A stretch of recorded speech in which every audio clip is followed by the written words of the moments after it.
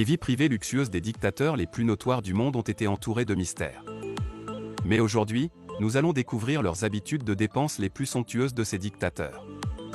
Pouvoir, influence et argent au-delà de tes rêves les plus fous, ils avaient des palais secrets et des îles cachées dans le monde entier. Ils conduisaient des véhicules de luxe et achetaient des armes en or massif, des Rolex aux yachts, des pavillons de chasse et de trains blindés. Voici comment 5 célèbres dictateurs ont dépensé leur fortune. Fidel Castro. En 2006, Forbes a estimé que Fidel Castro pourrait avoir atteint 900 millions de dollars.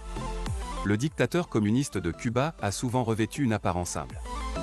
Mais derrière les rideaux, il menait une vie d'un immense luxe.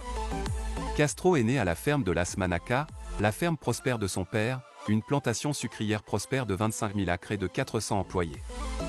Après avoir atteint les sommets du pouvoir, il a vécu dans des puntos. Sa maison top secrète de 75 acres à La Havane ressemblant à un vaste complexe militaire. La propriété comprenait un terrain de golf, de nombreux types d'arbres fruitiers et 6 serres où il cultivait sa propre nourriture. Castro et les membres de sa famille avaient chacun leur propre vache personnelle qui leur fournissait le lait qu'ils préféraient. Castro avait également un terrain de basket privé et son propre hôpital qui aurait hébergé 2 personnes qui partageaient son groupe sanguin en cas d'urgence lorsqu'il n'est pas dans son enceinte. Le leader cubain passait du temps sur son île privée, Sayo Piedra. Il s'y rendait à bord de l'un des 2 avions de ligne identiques. L'escapade tropicale se compose de 2 îles reliées par un pont de 700 pieds de long. Castro y a fait construire un bungalow avec une terrasse surplombant la mer. Il a aussi fait construire un débarcadère de 200 pieds pour son yacht privé. L'Aquarama 2 qui était décoré en bois exotiques importés d'Angola. L'île comportait un bar et un restaurant flottant, ainsi que 2 dauphins apprivoisés qui feraient des tours pour Castro et ses invités. Pendant ses vacances là-bas, on lui aurait servi du whisky ou du scotch sur des rochers. Et passé beaucoup de temps à faire de la plongée.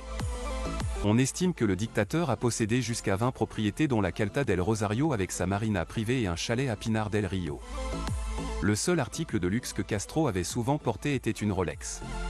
Il a été photographié avec une Rolex GMT Master avec lunettes bicolores et une Rolex datée juste en or.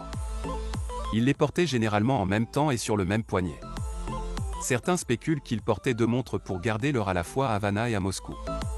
Sa référence 6542 GMT Master se vend aujourd'hui entre 40 000 et 100 000 dollars. Tandis qu'une autre favorite, la référence 1675, peut se vendre jusqu'à 30 000 dollars. Il a également été vu portant une référence 6536 submarinée qui peut atteindre des prix supérieurs à 80 000 dollars. Fidel Castro était un fan des voitures de luxe, sa principale source de transport était une Land Rover, mais sa préférée déclarée était une Oldsmobile de 50 000 dollars. Il passait également beaucoup de temps dans sa Mercedes-Benz 600 d'une valeur de plus de 100 000 dollars.